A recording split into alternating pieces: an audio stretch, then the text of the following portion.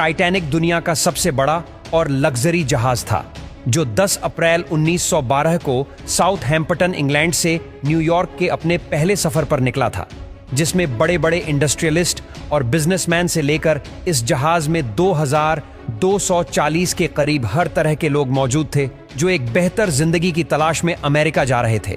Titanic अपने दौर का सबसे महंगा और कभी न डूबने वाला ये जहाज आखिर किन वजहों और किन गलतियों का शिकार हुआ था जिसकी वजह से 1500 के करीब लोग मौत का शिकार हो गए थे, और उस दिन ऐसा क्या हुआ था, आइए जानते हैं। टाइटैनिक की कंस्ट्रक्शन 1907 में व्हाइट स्टार लाइन कंपनी ने शुरू की थी, जिसे 1200 दिनों की कोशिशों और 2000 वर्कर्स की दिन रात की मेहनत के बाद बनाया गया था। इसे बनाने में उस वक्त $7.5 मिलियन का खर्चा हुआ था, जो आज के वक्त $198 मिलियन बनते हैं। इस जहाज को बनाने वाले लोगों का यह कहना था कि ये अनसिंकेबल है, यानी ये कभी न डूबने वाला जहाज है। लेकिन 10 अप्रैल 1912 को दोपहर के 12 बजे टाइटैनिक अपना पहला सफर शुरू करता है। लेकिन अपने इस सफर पर रवाना होने के 2 दिनों बाद ही टाइटैनिक को अपनी पहली आइस वार्निंग्स मिलना शुरू हो गई थी, यानी जीस अटलांटिक ओशन में तैरकर ये अमेरिका की तरफ बढ़ रहा था। वहां पर बर्फ के बड़े बड़े पहाड़ मौजूद थे। इन वार्निंग्स के मिलने के बाद टाइटैनिक ने अपनी स्पीड को कम किए बगैर ही 2 बार अपने रास्ते को बदला था। 2 दिन बाद 14 अप्रैल को फिर से टाइटैनिक को 7 आइस वार्निंग्स मिली थी, लेकिन कैप्टन और क्रू मेंबर ने उन वार्निंग्स को इग्नोर कर दिया था। दरअसल जीस कंपनी ने टाइटैनिक को बनाया था। उनकी तरफ से कैप्टन स्मिथ को यह डेडलाइन दी गई थी कि टाइटैनिक को 7 दिनों के अंदर अंदर अमेरिका पहुंचा दिया जाए। इसी प्रेशर की वजह से कैप्टन ने वार्निंग को इग्नोर करते हुए शिप की स्पीड को तेज ही रखा, और यही वो गलती थी जिसने टाइटैनिक की कहानी को पूरी तरह से बदल दिया था। टाइटैनिक अब समंदर के जिन इलाकों में मौजूद था वहां हर तरफ अंधेरा ही अंधेरा था।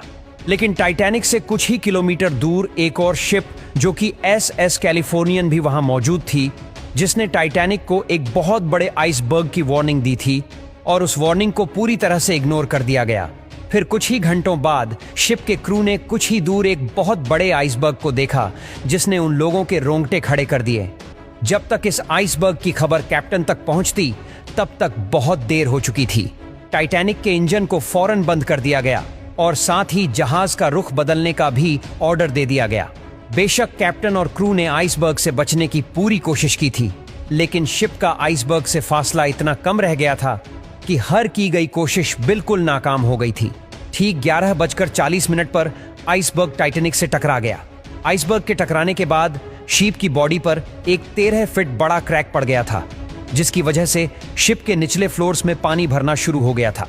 टाइटैनिक धीरे धीरे समंदर में डूबता जा रहा था। जहाज में हर तरफ अफरा तफरी का आलम बिछ गया था और हर किसी को अपनी जान बचाने के लाले पड़े हुए थे। शिप पर मौजूद कई लोगों ने पानी में छलांग लगा ली थी और बहुत से लोग लाइफ बोट्स पर सवार हो गए थे।